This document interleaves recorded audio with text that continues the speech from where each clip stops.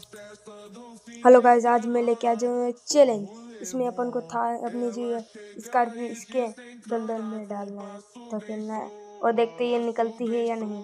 तो दलदल में तो चली गई है।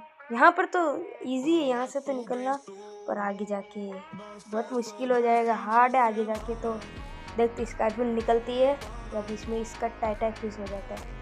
अगर इसकी स्कॉर्पियो की जगह अगर थार तो होती तो थार तो बिल्कुल निकल जाती। ओ स्कॉर्पियो फंस गई, मेरे को तो लगता है अब तो नहीं निकल पाएगी, क्योंकि यहाँ पर फंस गई तो अब मेरे को एक बार ब्रेक लेके देख लेते निकलती है नहीं। अब तो उम्मीद छोड़ दी है मैंने कि ये निकलेगी या नहीं। अब आगे लेके देखते हैं। लेकिन नहीं यार, निकल तो सकती है। आपको क्या लगता है, निकलेगी या नहीं निकलेगी? कमेंट में बताओ। निकल रही है बाहर, अच्छे से निकल रही है। ओ फंस गई, इससे नहीं हो पाएगा, थार से